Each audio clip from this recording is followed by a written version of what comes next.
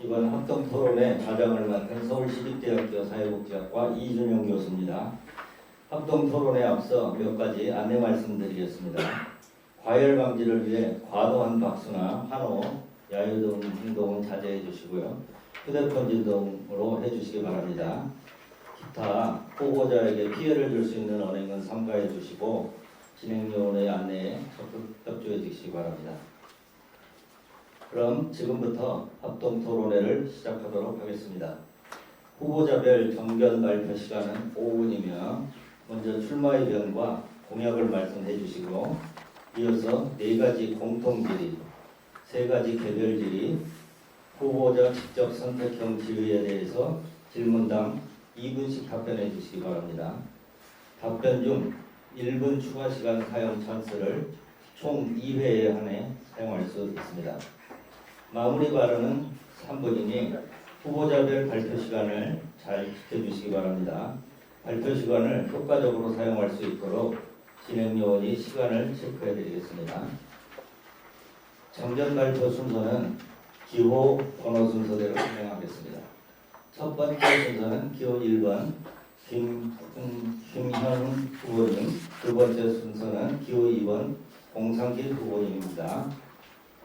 출마 의견 및 공약 발표를 시작하겠습니다. 첫 번째 순서 기호 1번 김현웅 후보님부터 5분 동안 출마 의견과 공약을 말씀해 주시기 바랍니다. 네, 안녕하세요. 지금 소개받은 김현웅이라고 합니다. 사회복지계 대선배님들도 계시고 또 동료 후배님들 정말 훌륭한 분들이 많은데 이런 기회에 참여할 수 있게 되어가지고 영광으로 생각을 합니다. 또 특별히 같이 경쟁을 하고 있는 공상길 관장님하고는 20년 지기로 너무나 서로 잘 알고 존중하는 서로 그 관계입니다. 그래서 이렇게 좋은 경쟁을 통해서 서울 사회복지 협의회 발전과 시민의 복지 발전을 위해서 이런 기회를 갖게 되어서 기쁘게 생각을 합니다. 누구나 다 사회복지에 대한 꿈이 있고 또 동기가 있었을 거라고 생각을 합니다. 저도 사회복지를 시작하게 된 동기는 젊은 시절에, 청년 시절에 사회복지 시설에서 봉사를 하면서 복지에 들어왔고요.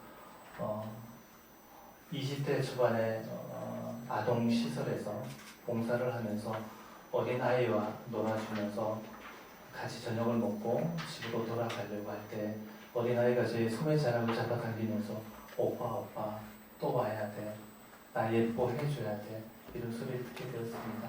그 소리를 듣고 저는 가슴이 멍멍해지고 한 대 맞은 느낌이었어요. 그래서 이 아이를 위해서 할 수 있는 일은 없을까 이렇게 고민을 하다가 사회복지에 길로 들어섰습니다. 그러면서 사회복지를 시작을 하면서 하나의 큰 깨달음을 얻게 되었는데 어떤 요양원에 가서 이제 시설 방문을 갔을 때 치매 요양 시설이었습니다. 어떤 어르신이 방을 들어가는데 실변을 하고 저가 들어오자 손에 별이 잔뜩 묻은 손으로 저와 악수를 하자고 손을 내밀었어요. 그 순간 저는 얼마나 많은 머릿속에서 파도가 쳤는지 지금도 잊혀지지 않는 아픔의 기억인데 그때 같이 따라왔던 사회복지사가 있었습니다.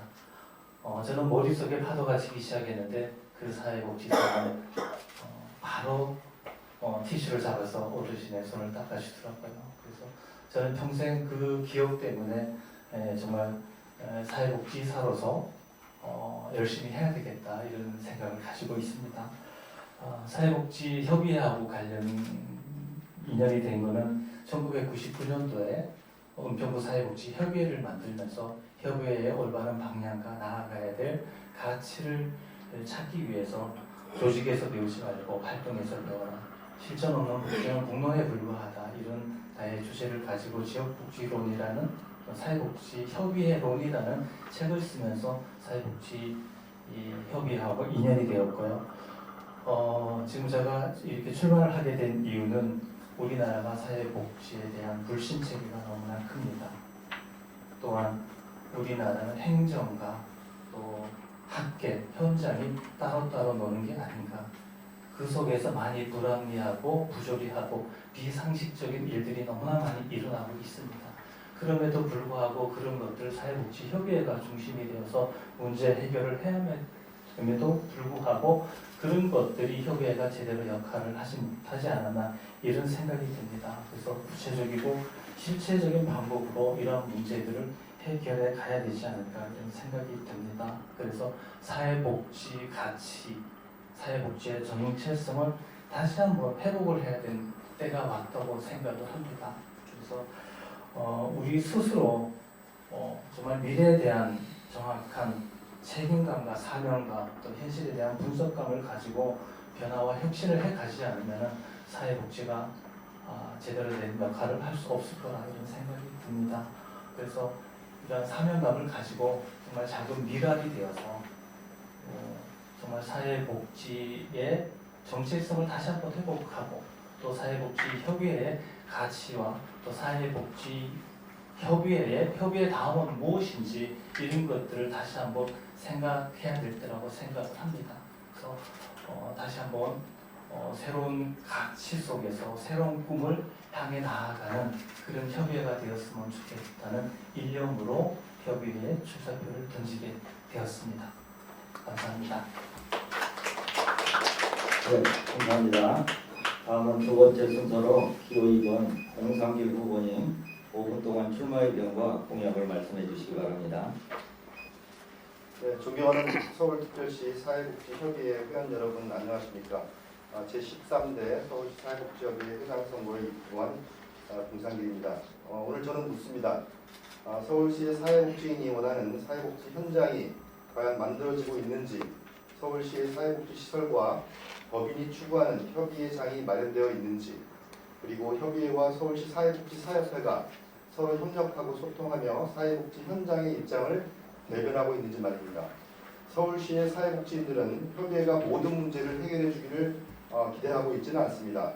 하지만 문제를 올려놓고 논의하며 협의하는 과정이 모두에게 열릴 수 있는 기회가 주어지기를 기대하고 그 과정 속에서 우리 모두가 하나 되는 상상을 하고 여럿이 모여 하나가 되는 길을 모색하는 것, 그것이 바로 우리 서울시 사회복지인 모두가 원하는 바라고 생각합니다. 지속적으로 변화하는 사회복지 현장 속에서 우리는 위기와 기회를 함께 경험하고 있습니다. 이러한 상황에서 누구 한 사람의 영향력으로 모든 결정이 이루어지는 구조는 바람직하지 않으며 누구도 그것을 원하지 않을 것입니다. 누구에게나 기회는 평등하게 주어지고 자신의 의견을 이야기할 수 있어야 하며 우리는 그것을 존중해야 합니다. 이러한 과정을 통해서 우리가 염원한 천만 서울 시민의 복지 증진이라는 사회복지 현장의 궁극적인 목적이 달성될 수 있음을 기억해야 합니다. 협의회는 서울시, 서울시의회, 구협의회, 사회복지사협회, 직능협회, 법인 등 우리 모두의 문제와 어려움을 함께 논의하고 융화시키는 과정 속에서 서울시 사회복지는 하나임을 증명할 것이며 우리의 믿음이 변화를 이끌어내는 계기가 될 수 있도록 추진할 것입니다. 공약에 대한 부분은 5가지로 요약하였습니다. 먼저 서울시 사회복지가 하나 되는 것을 만들도록 하겠습니다. 서울시 사회복지는 시민의 복지 증진이라는 하나의 목표를 위해 다양한 활동과 뜻있는 목소리가 어우러지는 실천의 장입니다. 정책 이슈에 대한 공론의 장을 만들고 크고 작은 목소리를 경청하며 건강한 복지 환경 마련을 위해 사회적 연대의 구심점으로서 서울의 하나 되는 그런 협의회가 되도록 하겠습니다. 두 번째, 복지 서울의 위상을 높이겠습니다.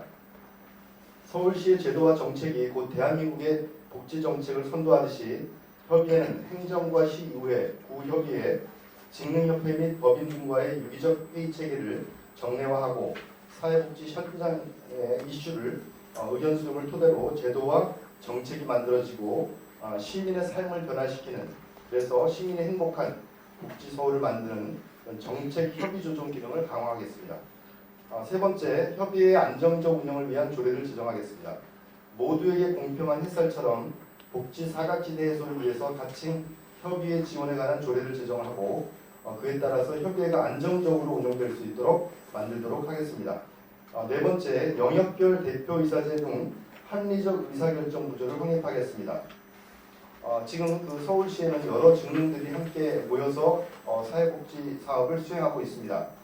그러나 소외된 그 직능에 대한 부분들이 여전히 존재하고 있고 그 존재에 대한 부분에서 소통의 기회가 부재된 것이 사실입니다. 그래서 모든 부분들이 참여하는 영역별 대표이사제를 만들고 명실공히 사회복지 실천 현장을 대변하는 그런 협의회로서의 기능을 다지도록 하겠습니다. 마지막 5번째, 구협의회를 활성화하고 협력 체계를 강화하겠습니다. 지금 현재 서울시 사회복지협의회와 함께 자치구의 협의회가 9개가 운영되고 있습니다. 9개의 자치구 협의회는 나름대로의 구마다의 특성을 가지고 운영하고 있습니다. 서울시 사회복지협의회는 구협의회가 제대로 가동되고 역할을 할 수 있도록 연대하고 소통하고 협력하는 구조를 갖도록 하겠습니다. 그래서 서울시 사회복지협의회 산하에 구협의회의 그 어떤 회장단 모임을 정례화하고 구협의회 사무국장들의 그 연대 모임을 주기적으로 갖도록 지원하고 협력하는 방안을 강구하도록 하겠습니다. 구협의회가 강화되면 서울시 협의회의 역할들이 자연스럽게 강화될 수 있기 때문에 그러합니다.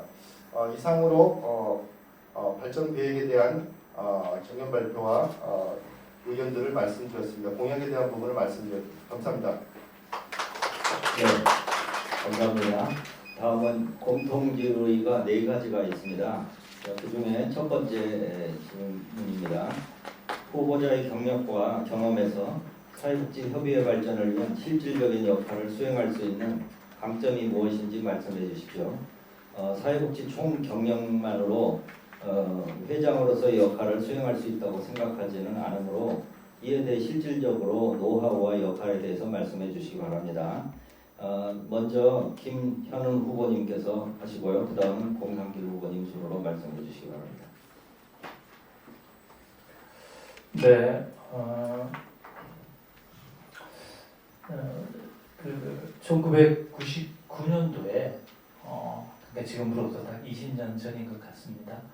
은평구에 사회복지협의회를 만들면서 협의회의 가치와 정체성은 무엇인가, 협의회 다음은 무엇인가, 협의회가 어떻게 나아가야 될 것인가를 고민하기 시작을 했습니다. 벌써 20년이라는 세월이 지났는데요. 그때 제가 그 기존에 만들어졌던 협의회를 찾아다니면서 배웠던 것이 너무 좀 경직되어 있지 않을까, 좀 폐쇄된 그런 구조를 가지고 있는 건 아닌가, 이런 것을 많이 느꼈습니다. 그래서 좀 더 협의회가 협의회 다음을 찾고 활동으로 또 조직의 문화가 자유로워져야 된다, 이런 것들을 많이 느꼈습니다. 그래서 협의회에 대한 관심을 갖게 되었고요. 저의 그 경험을 통해서 강점이라고 할 수 있는 것은 그 시절에 제가 그 조그마한 소규모 시설을 운영하면서 시설을 직접 기획하고 계획하고 실행하면서 만들어 왔습니다. 그러한 시설들이 처음에는 노인 주간 보호소를 시작을 해서 청소년 쉼터, 여성 쉼터, 정말 소규모 시설들, 정말 지역에서 필요한 그런 시설들을 기획해서 만들어 왔습니다. 그러면서 사회복지사이면서 시설장이면서 또 이사장이 되고 또 전국 협회장이 되고, 그래서 많은 것들을 경험을 해봤습니다. 그야말로 무에서 유를 창조해 오는 경험을 했고, 희생과 봉사 정신으로 내려놓음의 자세로 일들을 만들어 왔습니다. 또한 정치적인 욕심이나 또 명예에 대한 그런 욕심 하나도 없습니다. 그래서 제 미래에 대한 복지상을 확립하는 것, 서울시의 복지가 나아가야 될 방향을 정립하는 것이 나의 소명이다, 이런 생각을 가지고 작은 미랄이라도 되었으면 하는 그런 마음이 있습니다. 이런 생각들이 사회복지협의회 발전을 이렇게 가는데 좋은 장점이 되지 않을까 생각합니다. 감사합니다. 네. 자, 그러면 다음은 공성길 후보님 말씀해 주시죠. 시간이 좀 짧은 것 같은데 1분 더 쓰면 찬스 쓰겠습니다. 1분. 예, 3분 정도. 알겠습니다.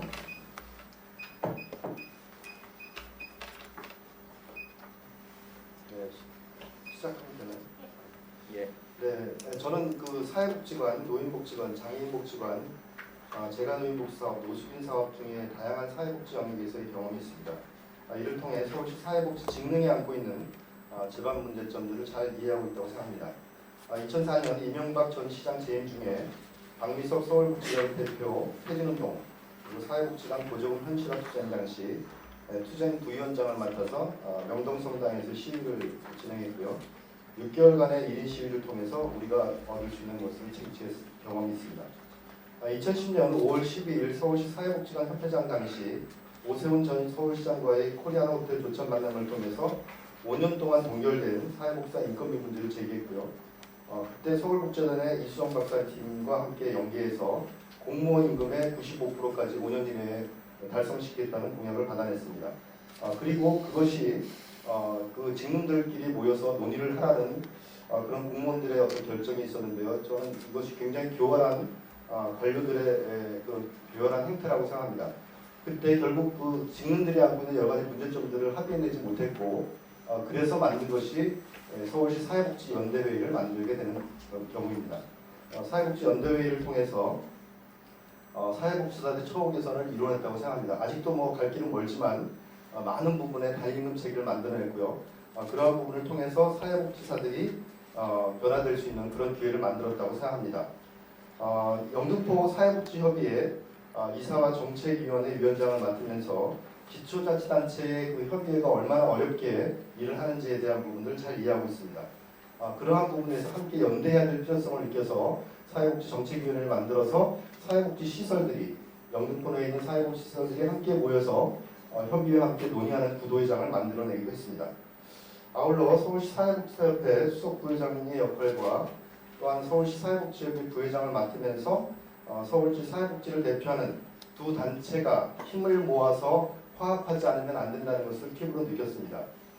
서울시 1천만 서울시민의 복지 증진이라는 궁극적인 목적을 달성하는 데 있어서 가장 필요한 것은 사회복지사와 시설과 법인의 연대의 방향이라고 생각합니다. 그 안에 구사회복지협의회가 함께하고 있습니다. 이러한 연대를 통해서 서울의 사회복지를 위해서 함께 노력하고 그 연대의 결과로 천만 서울 시민의 복지 증진을 만들어내는 것이 바람직하다고 생각합니다. 저는 이러한 경험을 통해서 서울시 사회복지협의회가 새롭게 변화하는 사회복지의 하나의 축으로서 역할을 수행하도록 하는데 최선의 노력을 다할 것을 말씀드리겠습니다. 이상입니다. 예, 감사합니다. 그 두 번째 공통질에 들어가기 전에 간단히 다시 한번 안내해 드리도록 하겠습니다. 시간이 부족하실 경우 1분의 추가 시간을 2번에 걸쳐서 각 후보별 2번 사용하실 수가 있습니다. 공상길 후보님은 이제 한 번 사용하셨고요. 그래서 김현우 후보님은 이제 한번 2번 기회가 있을 거라고 생각이 됩니다. 자, 공통질이 두 번째입니다. 서울시 사회복지협의회가 변화해야 할 것들은 무엇이며 어떤 변화를 통해 발전해 나갈 것인지 실현 가능성 있는 부분으로 말씀해 주시기 바랍니다. 먼저 공상길 후보님 그리고 김현웅 후보님 순으로 말씀해 주십시오. 네, 서울시 사회복지협의회가 서울 시민의 복지 증진을 위해 많은 일들을 수행함에도 불구하고 사회복지 현장에서는 협의회의 필요성에 대한 의문을 제기하고 있습니다. 필요성에 대한 의문뿐만 아니라 과연 사회복지협의회가 필요한가에 대한 궁극적인 내용까지도 얘기하기도 합니다. 그래서 저는 계속 고민을 합니다. 협의회가 왜 이러한 역할들에 있어서 사회복지 현장의 입장을 제대로 반영하지 못하고 있을까? 이런 질문을 항상 하게 됩니다. 이는 협의회가 갖고 있는 명확한 정체성의 부재와 사회복지 현장과의 소통 부재 등이 이런 문제점들을 가져오는 가장 큰 요인이라고 생각합니다. 서울시 사회복지협의회는 서울 시민의 복지 증진이라는 그런 궁극적인 목적을 달성하기 위해 서울 시민 그리고 서울시 사회복지시설 및 단체, 법인, 자치구 협의회와 연대하는 노력이 필요합니다. 즉 협의회의 기본적인 가치인 협의 조정 기능이 살아나야만 합니다. 이를 위해 사회복지직능위원회를 조직화하도록 하겠습니다. 법인 대표자 모임을 지원하며 현재 9개인 자치구 협의회 간담회를 이 회장단 간담회를 분기별로 모임으로 정례화하도록 하고 사무국장님이 그 중요한 역할을 하고 있습니다. 사무국장님들의 연석회의를 지속적으로 지원하도록 하겠습니다. 이러한 부분에서는 협의회 지원 시스템에 대한 부분들이 가동돼야 합니다. 그냥 형식적인 부분이 아니라 이것을 하겠다는 의지와 시스템에 대한 부분을 가동해서 반드시 구축하도록 하겠습니다. 아울러 이러한 것들이 이 소통하고 연대를 통해서 서울시가 지금 겪고 있는 변화의 홍수, 심지어는 오리무중이라고 하는 서울시에 쏟아지는 정책, 이런 부분에 대응하고 현장의 고민을 함께 논의하는 협의회가 되도록 하겠습니다. 네, 감사합니다. 다음은 김현우 후보님 말씀해 주십시오. 네, 그 사회복지협의회는 현장 경험과 또 실천력, 최고의 전문성을 가진 민간 최고의 협의체라고 할 수가 있습니다. 그런데 그동안 협의체다운 협의체 활동을 했는가에 대한 많은 의문을 갖고 있는 것은 사실입니다. 왜 그렇게 되었을까? 저는 협의의 다음을 그동안 많이 잃어버리지 않았나 이런 생각을 합니다. 복지의 정체성으로 다시 돌아가야 된다. 맑고 깨끗한 복지가 최고의 힘이 되어야 된다고 생각을 합니다. 어느 순간에 우리는 우리 스스로 그런 것을 많이 망각해 버리지 않았나 이런 생각이 듭니다. 때로는 복지 논리로 모든 것이 복지가 만들어지는 것이 아니라 어설픈 정치 논리로 사회복지가 만들어지다 보니까 우리의 정체성을 잃어버리지 않았나 이런 생각도 합니다. 그래서 먼저 협의회가 변화가 되기 위해서는 민간 기관으로서의 정체성, 주체성을 확립하는 것이 무엇보다도 필요하다고 생각을 하고요. 특히 협의회는 협의회의 근본적인 힘은 회원에서 나온다고 생각을 합니다. 그럼 회원이 어떤 사람들이 회원이 되어서 어떤 역할을 해야 될 것인가도 분명히 해야 되고요. 자기 책임과 자기 결정하에 회원이 되고 열정과 희생 정신으로 전문성을 가지고 이 사업에 참여하고 변화와 혁신, 올바른 방향으로 나아가야 되고 문제 해결을 통해서 이 시대가 필요하는 복지 욕구를 해결하고 그것이 서울 시민의 복지 증진에 이어져 가는 거라고 생각을 합니다. 이러한 어떤 그 회원 구조의 변화와 또 사업의 모델링을 해나갈 수 있는 다양한 사업들을 해나가는 것이 필요하지 않나 생각합니다. 감사합니다. 예, 수고하셨습니다. 다음은 세 번째 공통질입니다.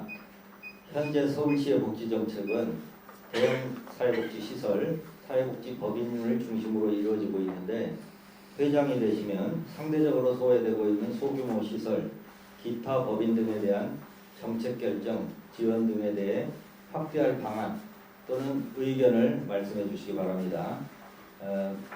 이번에는 김현은 후보님부터 먼저 시작하시고요. 지금 그 질문의 요지가 대형 사회복지 시설이나 법인 중심은 이제 되어 있다 이런 것 같은데 아마 이것은 위탁 제도나 한국 사회복지 형성 과정의 문제가 아닐까 이런 생각이 듭니다. 아마 질문의 요지가 그 상대적으로 소외시되는 소규모 시설의 문제가 아닌가 이런 생각이 드는데요. 지금 질문 자체에 그 전적으로 동의를 하는 바이고요. 사실 사회복지 시설은 시설의 규모를 떠나서 모두 똑같은 가치와 의미를 지니고 있습니다. 그래서 오히려 작은 시설일수록 더 많은 노력과 수고가 들어가고 있고요. 그렇기 때문에 더 존중받아야 된다고 생각을 합니다. 제가 며칠 우리 대의원들 몇 분을 만나면서 정말 아픈 경험을 했습니다. 예를 들어서 모자 시설에 방문했는데 16살 아이가 아기를 낳았어요. 근데 16살 아이가 아동 시설에 가면은 충분히 보호를 받고 생활을 할 수 있는데 모자 시설에 가니까 아기 엄마라는 것 때문에 엄마에 대한 보호는 없고 아기에 대한 보호만 있더라고요. 그 울분을 토하시는 분들도 봤고 소규모 장애인 시설에 가서 인력의 문제라든가 예산의 문제라든가 가슴 아파하는 분들을 많이 봤습니다. 협의의 목적 사업 중에 첫 번째가 협의 조정하고 정책권입니다. 이것은 시설의 규모의 차이나 직능협의의 대소에 따라 달라지는 것이 아니라 모두가 다 똑같은 가치에서 우선순위를 정해가는 것, 철저히 양보하고 배려가 필요하다고 생각합니다. 협의 조정한다는 것은 공평과 공의 정신으로 일의 우선순위를 정해가는 것이거든요. 그래서 상대적으로 소외되어 온 소규모 시설들이 우선적으로 문제 해결될 수 있는 방안을 적극적으로 모색해야 되겠습니다. 그러기 위해서는 정책위에 소규모 시설의 협회장이라든가 부회장단에 우리 소규모 시설의 회장님들이 참여해 주시는 것이 좋다고 생각합니다. 네, 다음은 공상길 후보님 말씀해 주시기 바랍니다. 네, 그 대형 사회복지시설이라는 것이 표현이 좀 적절치 않은데 그러니까 종합사회복지관들하고 장애인복지관, 노인복지관을 얘기하는 것 같고 그 외에 그 소규모 시설에 대한 부분인데요. 저는 삼종복지관에 대한 부분에서 상당 부분에 대한 양보를 끄집어냈다고 생각합니다. 그것은 연대회의를 통해서 하나의 몫을 냈고 소규모 시설에 대한 부분과 함께 단일 임금 체계를 만들어내는 과정이라고 생각합니다. 그렇지만 저도 선거기간 중에 만난 여러 대의원님들과의 관계를 통해서 소규모 시설의 규모와 여러 가지 어려운 점들을 들을 수 있었습니다. 직능협회는 회원시설의 회비로 운영되는 취약한 재정적 구조가 있기 때문에 문제가 된다고 봅니다. 소규모 직능의 경우 협회 직원을 둘 수 없어서 직원도 없는 직능도 있습니다. 그래서 이러한 부분에 있어서 먼저 이 운영비 부분에 있어서 서울시와 협의하는 지원하는 방안이 마련되어야 될 텐데요. 지금 제가 볼 때 논의되고 있는 걸로 알고 있습니다. 서울시의 부분에서 지금 현재 12개 직능이 들어와 있는데 12개 직능 안에 그 공공요금에 대한 부분들을 서울시와 협의해서 일정 부분 보조받는 방법이 논의되고 있고 이것을 완전하게 협의회장이 되면 운영비에 대한 전반적인 부분의 모든 부분을 서울시가 지급하도록 하는 방안을 만들도록 노력하겠습니다. 또한 소규모 시설들이 그 인력 구조가 약하다 보니까 어떤 이슈에 대해서 적극 대응하는 이슈 파이팅 역할을 하기가 어려운 구조가 있습니다. 협의의 인력과 전문성을 바탕으로 해서 소규모 시설과 함께 그런 이슈 파이팅을 할 수 있는 이슈 포럼을 갖도록 하겠습니다. 그런 포럼을 통해서 소규모 시설들이 갖고 있는 고민점들을 함께 논의하고 논의 구조를 통해서 만들어내는 과정들을 만들어내겠습니다. 그리고 법인에 대한 부분인데요.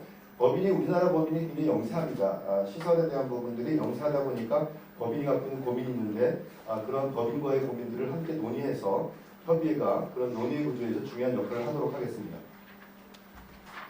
네, 감사합니다. 자, 마지막 공통질의입니다. 사회복지협의회가 본연의 정체성을 갖추기 위해서는 자생력을 갖추어야 한다는 생각이 듭니다. 후보자님의 이에 대한 방안은 무엇인지요? 이번에는 공상길 후보님부터 먼저 시작하시기 바랍니다. 네, 그 협의회에 대한 그 예산 구조를 살펴보면요. 현재 예산 구조에서 자생력은 현실적으로 한계가 있다고 봅니다. 하지만 현재 협의회 예산서를 보면 직접 사업 수행인 푸드뱅크, 푸드마켓 예산 13억 6,800 그리고 협의회 예산 55억 7,200만 원 중 총 69억 4천만 원 중에서 보조금이 차지하는 비율이 협의회의 경우 31% 그리고 푸드뱅크가 42%를 차지하고 있습니다. 이것은 결코 보조금의 비중이 많다라고 볼 수 없는 구조입니다. 그만큼 협의회 사업, 푸드뱅크나 협의회 사업을 통해서 자원 개발을 충분히 해왔고 보조금은 거의 인건비를 지급하는 정도의 수준에 머물고 있다는 것을 보여줄 수 있습니다. 그래서 저는 그 협의회에 대한 부분에서의 부분이 제대로 가동되고 자생력을 갖출 수 있는 부분에 대해서는 일단 서울시 보조금에 대한 부분에 확충이 필요합니다. 인력에 대한 인건비에 대한 부분만은 기본 사회복지시설이 그러하듯이 완전하게 확보해 줄 수 있도록 인건비를 확보하는 노력을 기울여야 될 것 같고요. 서울시 보조금에 대한 확충은 첫 번째로 잡습니다. 그리고 두 번째가 지역사회 자원 개발에 노력하는 부분인데요. 기존의 기업과의 그 어떤 파트너십을 통해서 기업 후원에 대한 부분들을 끌어내는 방법을 강구하도록 노력하겠습니다. 푸드뱅크, 푸드마켓은 굉장히 그 사회복지 협의의 중요 사업 중에 하나입니다. 그래서 그러한 것들을 통해서 민간 자원들을 개발하는 노력들을 계속할 것이고요. 최근에 그 일반 후원단체에서 기업과의 후원에 있어서 15% 정도는 운영비와 사업비를 쓸 수 있는 부분이 있습니다. 그래서 기업과의 연계 사업을 할 때 반드시 협의회의 15%의 운영비를 확보하도록 요청을 하고 그 확보된 운영비를 통해서 협의회 예산에 대한 부분에서 유용성을 발휘할 수 있도록 노력하겠습니다. 이상입니다. 네, 다음은 김현 후보님 말씀해 주시죠. 네, 그 사회복지협의회 본연의 정체성을 갖추기 위한 자생력이거든요. 본연의 정체성은 무엇일까? 협의회는 원래 회원이 모여서 설립된 곳입니다. 어느 날 갑자기 서울시 보조금이 다 떨어져도 살아남아야 되는 게 협의회입니다. 그러기 위해서는 우리가 어떤 힘을 가져야 되는지를 근본적으로 질문을 던져야 된다고 저는 생각을 합니다. 그래서 회원이 어떤 마음과 어떤 뜻과 어떤 생각을 가지고 모이느냐에 따라서 그 협회는 굉장히 달라진다고 생각을 합니다. 그래서 반복해서 말씀을 드리지만 협회와 가치와 정체성은 정말 통강하고 회원이 자기 결정과 자기 책임으로 보여서 스스로 자원이 되어서 이 자원이라는 것은 전문성이나 기술, 인품 등을 얘기를 합니다. 그래서 희생과 봉사정신으로 서울시민의 복지 증진에 기여할 수 있는 모임이 협의회 모임입니다. 원래는 그 협의회 뜻이 좋아서 서울시가 보조를 해서 사업 활성화가 된 것입니다. 그래서 첫 번째 우리 그 자생력을 갖추기 위해서는 협의회 다음을 회복하는 것이다. 그리고 두 번째는 그야말로 우리가 서울시 전체의 사회복지를 이끌어 나갈 수 있는 모델링할 수 있는 사업들을 개발하고 개척해 나가야 된다고 생각을 합니다. 그런 것들을 통해서 자금이 확보되고 또 서울시 예산이 확보되리라고 생각을 합니다. 그런 의미에서 보조금도 마찬가지겠지만 우리 후원 개발도 적극적으로 해야 될 것 같고요. 그리고 공동 모금회와의 관계도 새롭게 정립을 해야 된다고 생각을 합니다. 모금회에서 모금을 하되 협의회가 중심이 되어서 지역 사정을 가져가는 협의회가 매번 역할도 해야 된다고 생각을 하고요. 그리고 이 협의회가 자생력을 갖기 위해서는 명예회장, 서울시장님을 명예회장으로 저는 추대를 하고 싶습니다. 그리고 자문위원회도 확대하고 홍보대사 역할 이런 것들도 좀 확대해갈 필요 있다고 생각을 합니다. 네, 감사합니다. 지금까지 네 가지 공통 질의에 대한 후보자님들의 말씀을 들었습니다. 이제부터는 후보자 개별적으로 질문을 세 가지씩 드리도록 하겠습니다. 세 가지 질문에 대해서 각각 한 개씩 질문을 하시고 답변을 하는 시간을 드리도록 하는 방법으로 하겠습니다. 세 가지를 한꺼번에 다 드리지는 않고요. 그래서 먼저 기호 1번 김현훈 후보자님께 세 가지 질의를 드리도록 하겠습니다. 첫 번째 질문입니다. 새로운 가치에 꿈을 더하다라는 슬로건 중 가치와 꿈에 대한 설명을 부탁드립니다.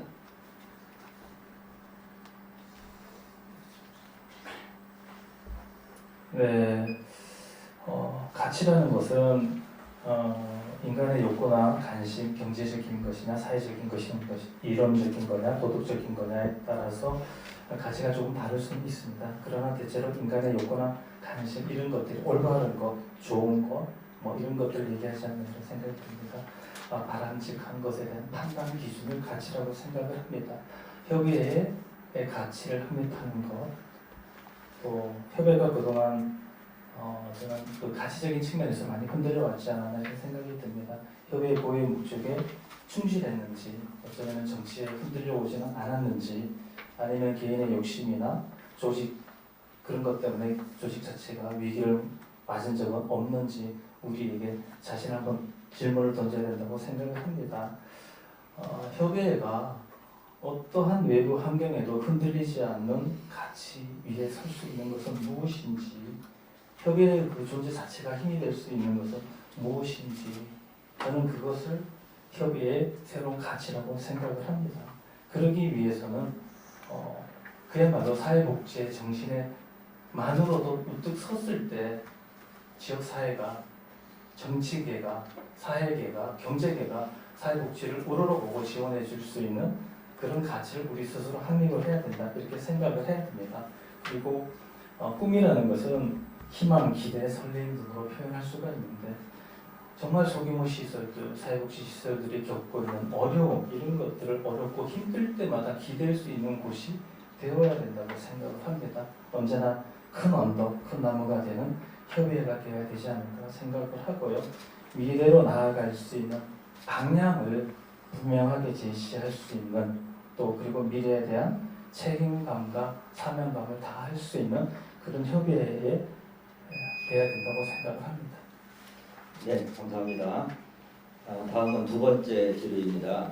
은평구 협의회 회장과 서울시 협의회 회장 한국재가노인복지협회 회장 역할을 수행하기에 무리가 있지 않은가요? 구의회 회장과 시의회 회장으로서 역할 부분을 어떻게 하실 생각이십니까? 회장이 되면은 리더십이 중요하다고 생각을 합니다. 회장이 가지고 있는 철학이 무엇인지, 가치관이 무엇인지, 어떤 자세로 임하는지가 중요하다고 생각을 하고요. 회장은 기관의 올바른 방향과 미래상을 분명히 하고 개척 정신과 도전적으로 미래를 향해 나아가는 방향타 역할을 하는 것이 회장의 역할이라고 생각을 합니다. 그 기능을 할 수 있는지 없는지 늘 자신에게 질문을 던져야 된다고 생각을 하고요. 협의해 주어진 가업에 대해서 분석하고 평가할 능력이 있는지, 또 문제를 해결할 능력이 있는지 없는지에 대해서 평가를 받아야 된다고 생각을 합니다. 제 공약집에 보셔서 아실 텐데 내 삶과 협의의 발전을 위한 마음 자세라는 것을 제안을 했습니다. 10가지 항목인데 거기 보면은 내 삶의 존재 목적과 꿈은 분명한가, 서울특별시 사회복지협의회 존재 목적과 사명은 분명한가, 시대의 변화에 대처할 준비는 되어 있는가, 언제나 정의로운가, 언제나 사랑으로 존재하는가, 언제나 누구에게나 진실한가, 이것이 나의 협의회를 대하는 태도입니다. 그래서 아마 자연스럽게 이를 집중해 나갈 것이고요. 또 지금 한국재가노인복지협회장을 맡고 있는데 제가 임기가 이제 이번 연도로 끝이 납니다. 그래서 자연스럽게 물러나겠다고 이미 통보를 했고, 은평구 사회복지협의회는 충분한 인력과 가장 전문성을 가진 분들로 임원이 구성이 되고, 은평구의 모든 기관들이 회원으로 가입이 되어 있습니다. 그래서 충분히 제가 물러나도 운영하는 데 문제가 없습니다. 서울시 협의회에 모든 힘을 기울여서 집중할 생각입니다. 네, 감사합니다. 마지막 개별 질의입니다. 협의회의 과거, 현재, 미래를 이어간다고 하셨는데 어떤 부분인지 구체적으로 말씀을 해주셨으면 합니다. 85년도 협의회가 만들어졌을 때 그때를 떠올려 봅니다. 아마 우리 사회복지가 굉장히 열악하고 어려운 시기였을까라는 생각이 드는데, 그때 역대 회장님께서 어떤 마음을 가지고 협의회를 만들었을까? 아마 우리 서울시에 존재하는 많은 시설들의 어려움을 해결하기 위해서 우리가 힘을 합쳐야 된다, 이런 마음 가지고 협의회를 만들지 않았을까, 이런 생각을 합니다. 아마 그때를 생각을 하면은 좀 가슴이 찡해 오는데, 그 정신을 우리가 지금 얼마만큼 이어가고 있을까, 저는 개인적으로 좀 반성을 하고 있습니다. 현재 협의회 정체성을 다시 한번 좀 성찰하고 협의회 다음을 다시 한번 생각하고 현실을 분석하고 평가해야 되지 않나, 이런 생각을 하게 됩니다. 어쩌면은 복지의 순수함 자체를 잃어버리지 않고 많은 부분을 외부 환경에 또 정치에 휘둘리고 있는 것은 아닌지, 그래서 우리 스스로가 정치화가 되어서 신뢰를 잃어버린 것은 아닌지, 그래서 그야말로 우리의 모습을 다시 찾는 것만으로도 힘이 될 수 있는 그런 성찰이 필요하지 않나, 이런 생각을 하고요. 미래의 올바른 방향으로 나아가기 위해서는 앞으로 세대를 우리는 고민을 해야 됩니다. 미래의 경영을 생각을 해야 되고요. 미래에 나타날 5G 시대, 4차 혁명 시대에서의 복지에 나아갈 길을 분명히 제시해야 된다고 생각을 합니다. 그런 측면에서 미래로 이어나갈 수 있는 충분한 저는 자질을 갖췄다고 생각을 하고 있습니다. 네, 감사합니다. 후보자별 개별 질의 기호 2번 공상길 후보님께도 3가지 질의를 드리도록 하겠습니다. 먼저 사회복지는 하나다 라는 설명과 함께 변화와 발전에 대한 구체적인 설명을 부탁드립니다. 네, 제가 협의회장으로 출마하면서 가장 큰 슬로건을 무엇으로 잡을까에 대한 고민을 했는데요. 그것을 저는 서울시 사회복지는 하나다라는 슬로건으로 잡았습니다. 이 경험은 33년의 경험을 통해서 사회복지 시설에 대한 변화는 우리들 스스로가 하나 되지 않으면 결코 얻어낼 수 없는 것이다라는 경험적 근거를 바탕으로 하고 있습니다. 앞서 얘기했듯이 2010년도에 오세훈 시장에 의해서 서울복지단에 용역을 준 사회복지사 처우 개선이 관료들의 장난으로 해서 싸움을 붙입니다. 직무들 간의 싸움을 붙여서 열악한 시설에서는 복지관은 더 많이 받는데 왜 우리가 이렇게 열악하냐라고 해서 서로 물귀신 작전이 벌어지게 되고 아수라장이 벌어지게 됩니다. 그때 우리가 하나 되지 않으면 한 목소리를 내지 않으면 안 된다는 사실을 피부로 절감할 수 있었고요. 그것이 연대회의를 만든 근본입니다. 서울시에는 2696개의 시설과 304개의 법인이 있습니다. 그리고 구회가 9개가 있습니다. 총 2997개소의 회원을 갖고 있는 단체가 협의회입니다. 그런데 이 협의회가 왜 힘을 발휘하지 못할까요? 협의회가 지금까지 각종 시설이나 법인 그리고 구협의회와 연대 관계를 제대로 끄집어내지 못했기 때문에 이러한 문제가 생긴다고 봅니다. 저는 서울시의 사회복지가 하나 된다는 것은 결국 궁극적인 목적을 직능의 개인적인 이기주의가 아니라 천만 서울 시민의 복지 증진을 위한다는 궁극적인 목적에 대해서 함께 힘을 모으고 그 목적을 달성하기 위한 하나의 과정으로서 여러 가지 방법들을 모색하는 것이 협의회의 역할이라고 생각합니다. 그런 측면에서 서울시 사회복지가 하나 될 때 우리 모두의 복지가 증진되고 서울 시민의 복지가 증진될 수 있다고 생각하고 있습니다. 네, 다음은 두 번째 질의입니다. 서울시 사회복지협의회 부회장과 서울시 사회복지사협회 수석부회장을 맡고 계시는데 임기 내 두 기관의 소통과 연대를 위해 노력하신 부분이 있으신지, 회장이 되신다면 두 기관이 어떤 관계로 어떻게 나가는 것이 합리적이라고 생각하시는지 말씀해 주시기 바랍니다. 네, 서울시 사회복지사협회와 서울시 사회복지협의회는 서울시 사회복지를 끌고 나가는 양대 산맥이라고 생각합니다. 사회복지사들의 복지 증진을 위한 곳이 서울시 사회복지사협회이고 서울 시민의 복지를 증진하기 위한 목적을 갖고 출범한 것이 서울시 사회복지협의회라고 봅니다. 그런 측면에서 볼 때 서울시 사회복지사협회와 서울시 사회복지협의회가 함께 가는 것이 마땅하나 지금까지 약간 불편한 관계가 있었던 것이 사실입니다. 우리가 다 알면서도 얘기하지 못하는 그런 사실인데요. 이것이 왜 이런 문제가 벌어졌을까에 대한 부분을 우리가 함께 반성을 해봐야 된다고 생각합니다.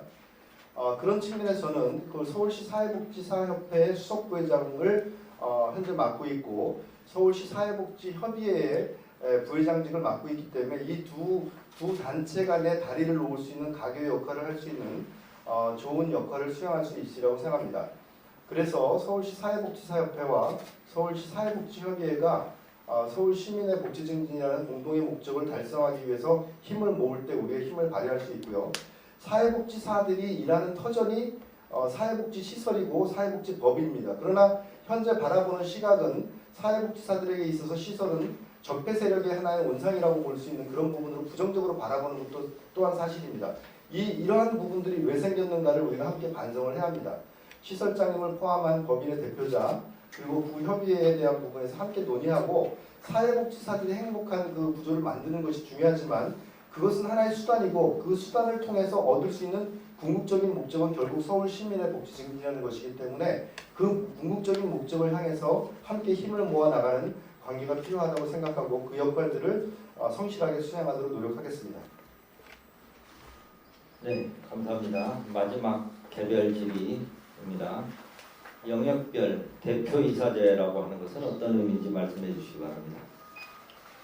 네, 영역별 대표이사제라는 것은 앞서 설명했듯이 현재 서울시에 많은 거의 3천여 개가 되는 시설 법인 단체들이 회원으로 가입되어 있는데 이 단체들의 회원들의 가입이 일정한 개인 친분 중심이거나 직능에서 직능 회장과 편한 사람 내지는 그런 구도로 이렇게 형성되어 있는 것이 사실입니다. 그래서 저는 그 대표이사제라는 것은 결국 비례 형태로 해서 그 숫자와 또 규모 그리고 회원 숫자, 그리고 그 안에 이제 직원들의 숫자까지 포함하는 여러 가지 부분이 있을 텐데요.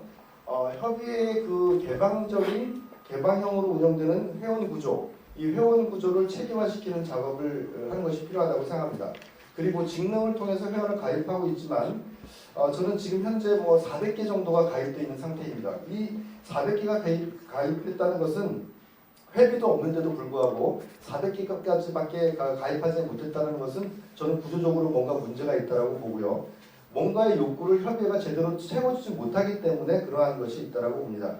그래서 이러한 부분 내에서 영역별 대표이사제는 이사회 구성에 있어서도 다양한 시설과 법인, 구협의회, 기업, 시민단체가 참여할 수 있도록 배치를 하고 그를 통해서 소통의 구조를 갖고 소통을 통해서 화합과 하나됨을 만들어내는 작업 이런 것이 필요하기 때문에 영역별로 대표이사제를 두어서 이사들에 의해서 의결 구조를 가져가고 대의원에 대한 부분에서도 직능들이 그 직능 안에서의 합의점을 도출해내고 합의된 도출 내에서 대의원들을 만들어내는 그런 부분을 만들겠다는 뜻입니다. 이상입니다. 예, 감사합니다. 다음은 이제 후보자 선택형 질의라고 하는 그 세션이 있는데요. 아마 이거를 이제 각 후보자들께서 직접 선택을 하시고 아마 보시는 분들은 좀 긴장이 풀리시겠지만 당사자들은 굉장히 긴장하실 것 같습니다. 자, 그러면 김현우 후보님부터 먼저 한번 보시죠. 직접 좀 읽어주시고 한번 말씀을 해주시죠. 네, 협의회 재정 자립도를 높이는 방법은 무엇이라고 생각하십니까?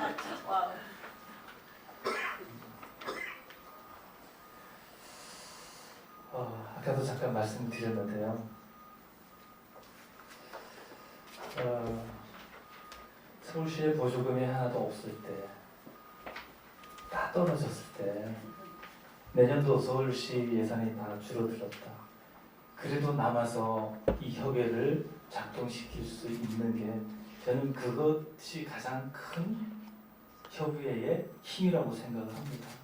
그랬을 때 거기에 남아서 같이 참여하고 회비를 내고 서울시민의 복지 증진을 위해서 노력할 수 있는 헌신할 수 있는 그런 열정을 가지고 있는 회원이 과연 몇 명이나 될까? 저는 이거 굉장히 고민을 합니다.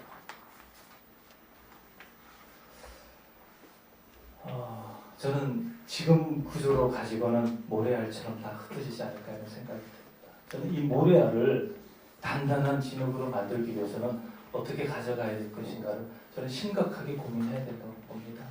그러면은 어떤 사람들이 회원이 되어야 되고 얼마만큼 회비를 내고 얼마만큼 우리가 활동을 하고 어떻게 사회적인 위치를 정해가야 될 것인가가 먼저 전제되어야 된다고 생각을 합니다. 이런 것들이 전제되었을 때 서울시는 얼마든지 예산을 지원할 거라고 생각을 합니다. 지금까지는 서울시가 주는 사업 안에서 머물러 있었습니다. 안에는 서울시에서 주는 사업에 매몰되어서 정신이 없는데 밖에서 바라보는 협의의 기대는 너무나 큽니다. 해결할 수 있는 구조가 아닙니다. 이것을 어떻게 해결해 가야 될 것인가? 이게 우리가 반성해야 될 부분이고요. 이러기 위해서는 우리 후원회도 조직을 해야 되고 회비도 확보할 수 있는 구조를 찾아야 되고 모델링 사업을 통해서 다양한 지원을 받을 수 있는 방법도 찾아가야 된다고 생각을 합니다. 네, 다음 공삼길 후보님 선택하시고 답변해 주시기 바랍니다.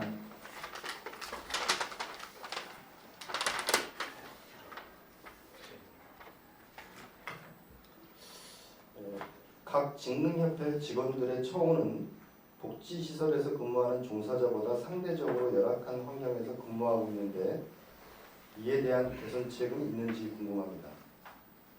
네, 이 질문입니다.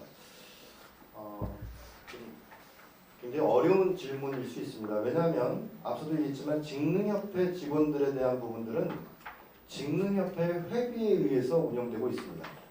그러다 보니까 종합사회복지관이 지금 99개가 되고요.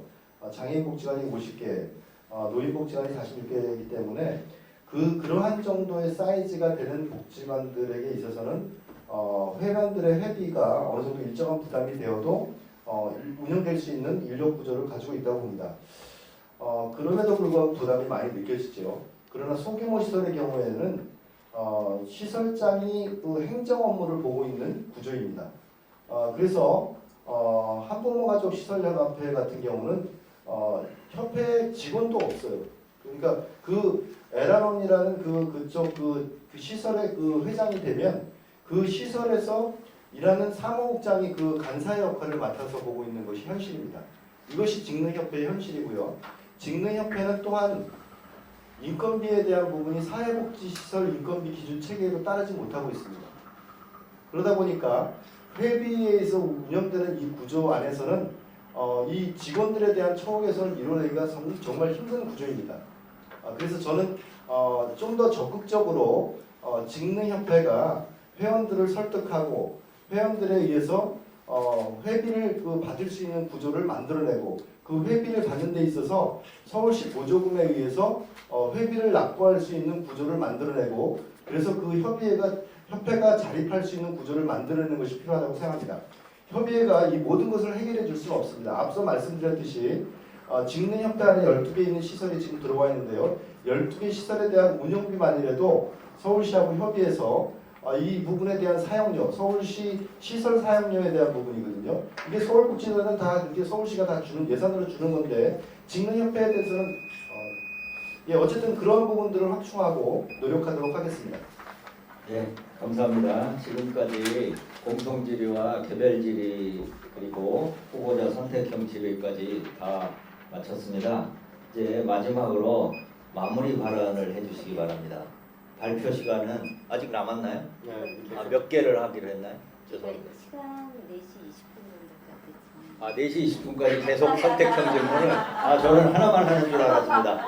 예, 착오였네요. 네.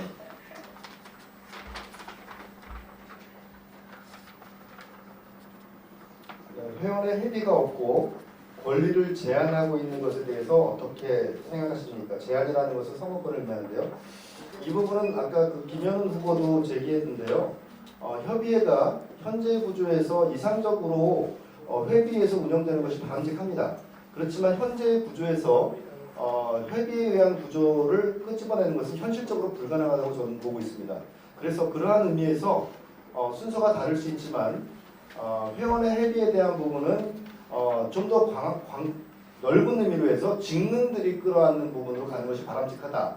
그래서 이 사회복지 직능에 의해서 회비를 내고 있는 사회복지 시설이 직능에 내는 회비에 의해서 직능에서 협의에 대한 부분에 대의원 회비를 납부하도록 하고 또한 그 임원에 대한 회비 또한 지금 현재 그 대의원이면서 이사이면서 대의원이 아닌 사람들도 있습니다. 이건 굉장히 문제인데요. 사회이사인데 대의원의 자격이 없습니다. 그래서 투표권이 없는 거예요.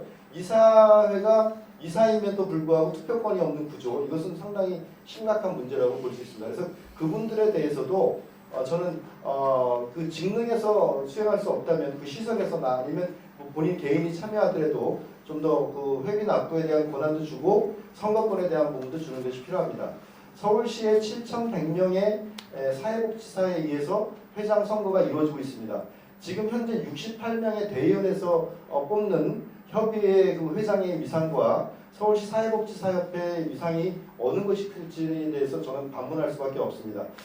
이상적으로 간다면 저는 모든 사회복지시설에게 투표권을 주는 것이 바람직하다고 봅니다. 하지만 현재의 구정상으로 대의원에 의해서 비례대표 형태의 대의원에 의해서 이루어지는 것이 현실입니다. 회장이 되면 회장단 회의, 이사회 그리고 대의원 총회, 대의원 총회가 현재 모든 그 최고 의결기관이기 때문에 대의원 총회를 통해서 회원 확보에 대한 부분들을 변화시키고 투표권에 대한 부분을 변화시키는 노력이 있어야 된다고 생각합니다.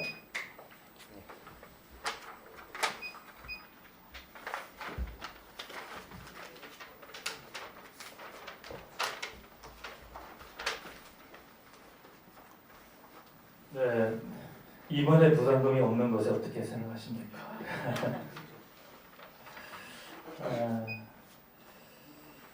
이건 결국에 협의의 존재 근거를 고민해야 되는 부분이라고 생각을 합니다. 누가 무엇을 어떻게 할 것인가에 대한 것, 또 권한과 책임에 관한 것이거든요. 협의의 사회적 위치, 또 협의의 사회적 품격, 지금 어느 수준에 와 있을까요? 저는 굉장히 고민이 됩니다. 세계경제 10위권이라고 하고요. 또 서울의 1천만 시민의 복지 증진을 위하는 그 협의회입니다. 거기에 사회복지 시설들이 안고 있는 문제를 협의 조정하는 곳이 협의회입니다. 우리가 갖고 있는 꿈과 현실, 가능성과 한계를 저는 정말 냉정히 분석해야 된다고 봅니다. 저는 서울협의회 정도 되면 임원은 굉장한 자부심과 긍지를 가지고 일을 해야 된다고 보여집니다. 제가 임원으로 있습니다만은 무슨 역할을 어떻게 하고 있는지, 무슨 권한이 주어졌는지, 무슨 책임을 다하고 있는지 저는 회원들 앞에 정말 부끄럽습니다. 이걸 어떻게 건져가야 될 것인지를 같이 고민했으면 좋겠습니다. 사회적인 지원 체계도 갖추어져야 되겠지만은 최고의 민간 조직 아닙니까? 우리가 힘을 발휘하기 위해서는 어떻게 해야 될 것인가? 저는 적어도 책임 있는 역할을 해야 된다고 보여집니다. 그래서 그 역할과 사명을 다 해나가야 된다고 생각을 합니다. 네, 이상입니다. 또 해요? 20분까지 계속 할 것 같습니다. 상당히 긴장이 되는. 마지막으로 했으면 좋겠는데.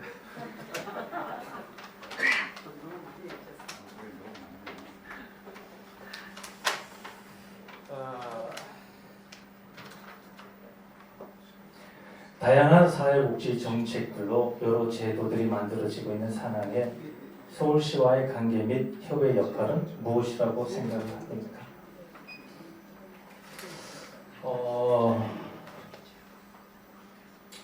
다시 한번 좀 질문을 드리고 싶어요. 저는 우리나라 사회복지계의 가장 큰 문제가 철학과 이념이 현장 실천에 전달이 안 되고 있다. 그러니까 정합성이 없다는 거죠. 그래서 이론은 거창해도 현장에 내려오면은 전혀 문제 해결을 못하는 기능들로 나타나고 있지 않을까 이런 생각을 많이 합니다. 그렇게 봤을 때 저는 기능적인 그 역할을 제대로 하고 있는 부분이 굉장히 약하다 이런 생각을 합니다. 또 하나 문제는 우리나라 사회복지계에 굉장한 불신 체계가 이루어져 있다고 생각을 해요. 그래서 사회복지계에 아마 우리 다 느끼는 거 아니겠어요? 평가하고 지도 감독하고 모니터링하고 팔짱 끼고 너네 일 잘하나 못하나 지켜보는 층은 굉장히 두텁습니다. 근데 현장 일선에서 손발이 되어가지고 문제를 해결하는 기능은 굉장히 약해요. 근데 이러한 사실들을 우리가 많은 정책들이 쏟아짐에도 불구하고 우리는 현장에 답이 있다는 것을 너무나 잘 알고 있습니다. 현장에 그 오랜 기간의 전문성을 발휘해가면서 일해오지 않았습니까? 그래서 이제는 우리 협의회가 제대로 된 정책, 제대로 된 제도가 만들어질 수 있도록 정말 분석하고 연구해서 정책 제안을 해야 된다고 생각을 합니다. 이상입니다. 네, 감사합니다. 다음은 홍동길 후보님. 마지막으로요? 네. 마지막입니다. 너무 길어지면 네, 서울시 사회복지 직능단체 및 사회복지 관련 단체들과의 연대 방법 및 연대를 통해 나타낼 수 있는 성과 또는 방향에 대해 이야기해 주세요. 앞서 제가 계속 강조했던 내용과 반복될 수 있는 내용입니다. 서울시 사회복지사협회는 사회복지사들의 권익을 위해서 노력하는 단체입니다. 그렇기 때문에 서울시 사회복지의 정책에 대해서 비판하고 거기에 대해서 견제하는 역할들을 수행해야 합니다. 아울러 서울시 사회복지협의회는 서울 시민의 복지 증진을 위해서 노력하고 서울시에 있는 시설과 법인 그리고 그 구협의회와의 연기를 통해서 서울시의 복지 정책을 제대로 가도록 안내하고 조정하는 역할, 조정자의 역할을 하는 것이 협의회의 역할입니다. 그러나 지금 현재는 서울시 사회복지사협회의 역할과 서울시 사회복지협의회의 역할이 완전히 거꾸로 가고 있는 상황입니다. 서울시 사회복지사협회가 서울시 정책을 비판하기보다는 서울시의 정책과 함께 가는 하나의 수단이 되어버렸고요. 서울시 사회복지협의회는 그것을 끌고 나가야 될 부분임에도 불구하고 패싱되고 있는 상황입니다. 거의 협의회랑 논의 안 하고 있습니다. 서울시 사회복지사협회랑 거의 모든 것을 논의하는 구조입니다. 그래서 이러한 부분들을 변화시키지 않으면 협의회가 무용하다는 얘기가 계속 나올 수밖에 없습니다. 이상적인 부분에서는 저도 김현우 후보가 말씀하신 내용이 맞다라고 생각합니다. 하지만 현실적인 부분에서 저는 사회복지 직능단체 그리고 사회복지 단체들과의 연대 이 부분은 반드시 필요하다고 보고요. 이 연대를 통해서 끄집어낼 수 있는 우리가 하나 되는 목소리가 될 때 서울시의 사회복지 정책이 변화된다고 봅니다. 서울시의 사회복지 정책이 마치 비처럼 하늘에서 쏟아지는데 이것이 도대체 어디로 가고 있는지 아무도 모르는 그런 상황입니다. 그런 상황에서 정책이 만들어지고 있는 것입니다. 현장이 완전히 무시되어져서 만들어진 정책은 성공한 사례를 본 적이 없습니다. 박원순 시장님이 2년 후에 임기를 마치고 났을 때 과연 어떻게 평가될까를 고민해야 되고 차기 서울시장과 어떠한 그림을 통해서 우리가 협의회가 서울시에 대해서 복지정책을 끌고 나갈 것인가를 고민하는 그런 노력에 대한 부분들이 필요하기 때문에 이러한 부분에 있어 연대가 반드시 필요합니다. 예, 감사합니다. 그 후보자 선택 형질이 상당히 긴장되는 순간이었는데 잘 마무리가 된 것 같습니다. 이제 마지막으로 마무리 발언을 부탁드립니다. 발표 시간은 3분씩입니다. 이번에는 이제 기호 2번 공상길 후보님부터 먼저 말씀해 주시기 바랍니다. 예, 제가 1986년도에 그 사회복지사로 첫 근무를 하면서 월급 12만 원을 받았습니다. 그래서 이거 받고 살 수가 있을까를 고민했었고요. 그래서 고민했던 것이 이제 노동조합에 대한 책을 봤고요. 노조를 통해서 이 사회복지사의 그 처우를 변화시켜야 된다고 생각했습니다. 그러한 과정 속에서 쳐다보니까 복지관의 직원이 5명이었는데요. 5명의 노조를 만들어서 누구를 향해 싸울까에 대한 고민이 생겼습니다. 서울시 사회복지연대회를 통해서 사회복지사들의 처우 개선을 위해서 노력했습니다. 그리고 사회복지사들의 처우가 많이 변화됐다고 생각합니다. 여전히 앞으로 갈 길은 멀지만 많은 변화를 가져왔다고 생각합니다. 그러나 사회복지사들의 처우는 변화됐지만 그 사회복지사들이 일하고 있는 시설과 법인에 대한 부분은 변화된 것이 하나도 없습니다. 오히려 역행하고 있다고 저는 생각합니다. 우리나라가 어려운 시절에 정부가 사회복지를 시작하기 전에 사회복지법인의 선각자들이 모든 재산을 투자해서 시설을 운영했습니다. 그 당시 보조금도 없었고요. 그러한 상황에서 운영했던 사회복지법인의 대표이사, 이사장들이 지금은 마치 범죄자인 양 취급되는 것이 현실입니다. 이러한 부분에서 분명히 문제가 있습니다. 물론 사회복지 시설, 법인의 구조적인 문제도 있지만 그 부분을 바라보는 사회복지사들의 어떤 기본적인 인식의 문제 또한 있습니다. 그래서 저는 사회복지사들의 일터인 사회복지시설과 법인이 바뀌는 노력들을 위해서 협의회가 그 일을 수행하는 것이 필요하다. 시설과 법인의 입장을 대변하고 시설과 법인이 변화될 수 있도록 노력하는 것들이 필요하다. 시설의 공공화 그리고 또 서비스원의 필요성은 충분히 공감하지만 서비스원에 대한 부분의 역할은 사회복지시설이 수행하기 어려운 일들을 수행하는 것으로 남아야지 사회복지시설을 기존에 잘 할 수 있는 부분들을 서비스원이 수행하는 것은 마치 어려운 시절에 정말 그 솥단지 하나 놓고 먹고 살기 힘들었을 때 그 같이 살던 조강지처 버리고 이런 트레저파는 그런 것과 다르지 않습니다. 그래서 사회복지법인과 단체가 인정받을 수 있는, 존경받을 수 있는 사회를 만들도록 하겠습니다. 박원순 시장님이 가끔 그 사회복지사 모임에 오셔서 사회복지사들은 자기를 그냥 그 아이돌처럼 반기는데 시설장 모임에 가서 싸늘한 반응을 느끼는데 이거 왜 그러냐라고 물어보십니다. 그래서 전 당연하다고 얘기했습니다. 사회복지사들을 위한 변화는 가져왔지만 사회복지시설과 법인을 위한 변화에는 서울시가 한 것이 없다. 저는 이렇게 보고 있고요. 그러한 부분에서 협의회가 그 역할들을 제대로 수행하지 못했다. 시설과 법인의 어떤 변화와 구조를 바꾸는 노력, 공공의 인력을 배치하면 민간도 거기에 따르는 만큼의 인력을 배치하는 노력을 하지 않았기 때문에 시설장이나 법인이 바라보는 시각이 싸늘할 수밖에 없다라고 생각합니다. 그래서 이러한 부분에 있어서 협의회가 그 역할들을 수행하도록 한다는 말씀을 드리면서 협의회가 변화된 모습을 보이도록 노력하겠습니다. 감사합니다. 예, 감사합니다. 김현 후보님 마지막 마무리 발언 부탁드립니다. 3분입니다. 네, 조금 전에도 말씀을 드렸습니다만 진정한 협의다움과 창립 정신에 우리가 섰을 때 저는 아직까지 거리마 수준에서 못 벗어났다고 생각을 합니다. 듬직한 한 걸음을 걷기 위해서 우리가 어떻게 해야 될 것인가를 다시 한번 성찰을 합니다. 그래서 우리의 근원적인 힘, 근원적인 토대를 만들어 가기 위해서는 협의회의 정체성과 가치를 다시 한번 회복해야 된다. 그리고 서울시 민간복지 정책을 조망하고 미래를 제시해 갈 수 있는 협의회가 되어야 된다고 생각을 합니다. 그러기 위해서 저는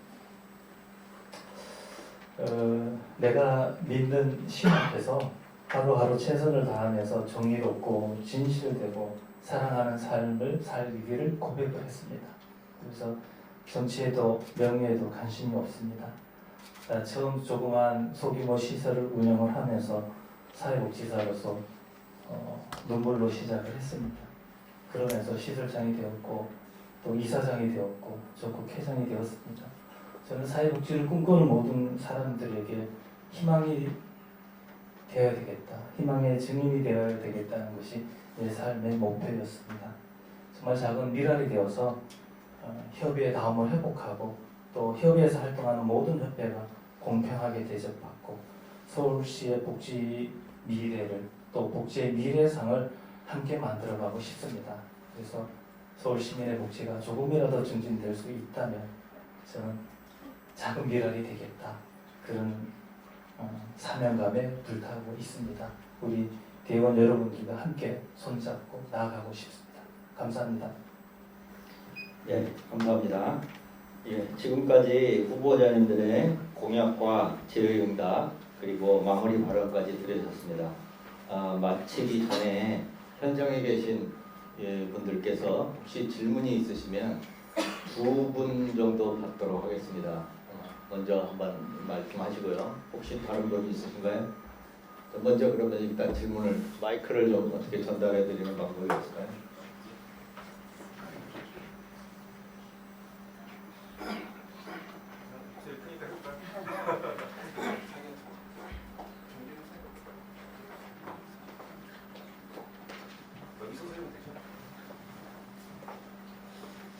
네, 안녕하세요.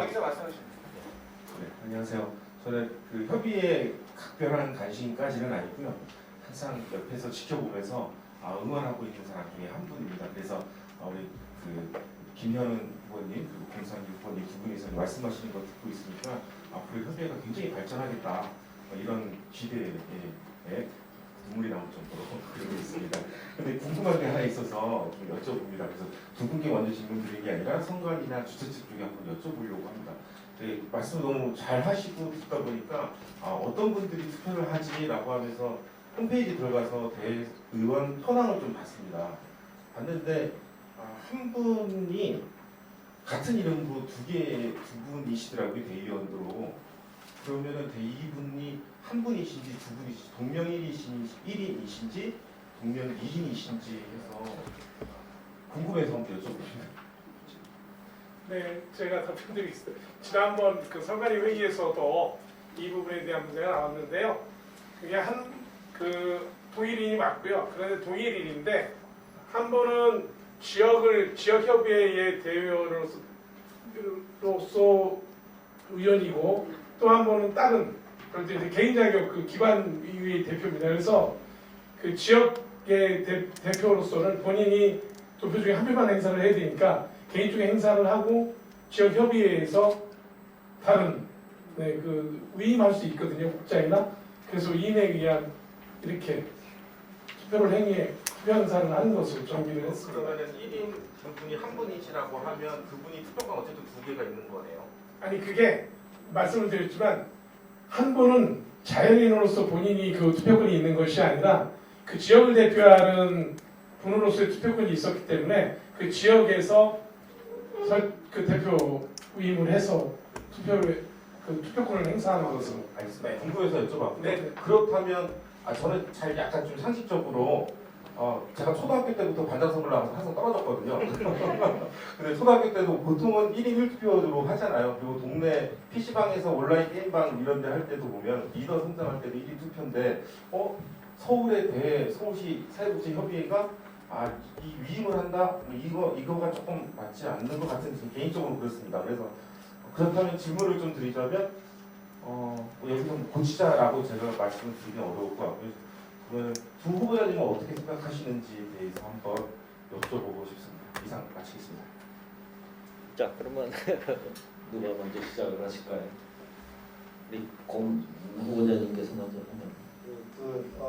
현재 정관상의 이 선거관리 규정에 의해서는 하자가 없는 사안이라고 볼 수 있습니다. 왜냐하면 아까 앞서 선관위 위원님께서 얘기했듯이 그러한 절차이기 때문에 자연인의 부분하고 단체에 대한 부분으로 보는 견해입니다. 하지만 제 생각은 68명이라는 대의원 구조 속에서 한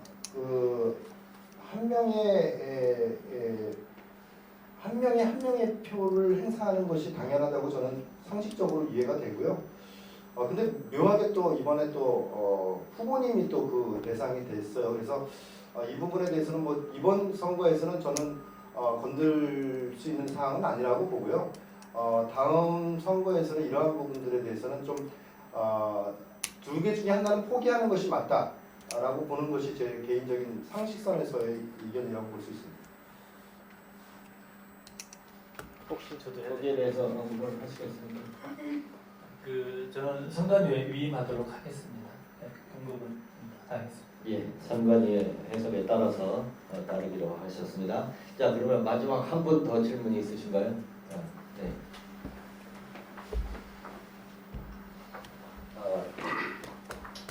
대한민국의 그 노동조합 가입률이 약 10.7%로 조사되어 있습니다. 그리고 사회복지계에는 노동조합의 가입률이 약 1% 미만입니다. 그래서 가입률이 상대적으로 굉장히 낮고요.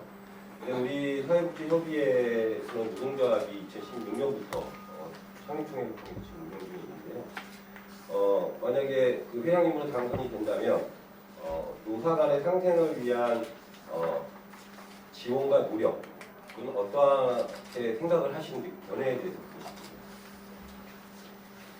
자, 그러면 이번에는 김현우 후보님 먼저 좀 말씀을 해주시겠습니까?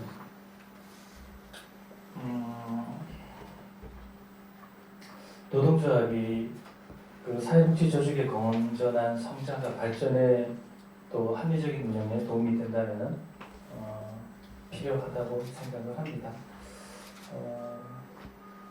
저는 좀 보수적으로 생각을 했을 때 사회복지계가 그동안에 너무나 포용적이지 않았고 협력적이지 않았고 상호 존중하는 문화가 없지 않았을까. 군대와 같은 조직 문화가 조금 있지 않았을까 이런 생각을 해봅니다. 그래서 노조가 만들어졌을 거라고 생각합니다. 정말 노조가 만들어지지 않아도 가장 건전하게 또 가장 서로 지지하고 서로 상호 존중하고 정말 즐겁게 일할 수 있는 그런 조직 문화를 만들 수 있다면 얼마나 좋을까 저는 그것을 꿈꿔봅니다. 그러나 이미 노동조합이 만들어져 있기 때문에 이 노동조합이 본인들의 권익과 또 일하시는 분들의 근로자들의 권익도 물론 중요합니다. 당연히 지켜가야 될 것은 지켜가야 됩니다.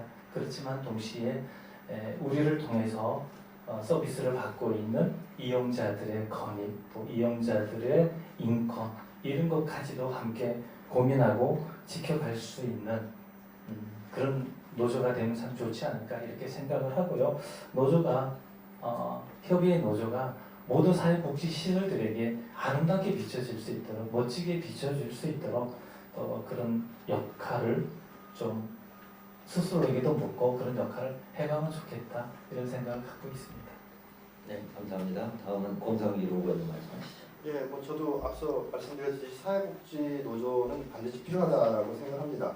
왜냐하면 사회복지사도 임금을 받아서 생활하는 그런 노동자이기 때문입니다.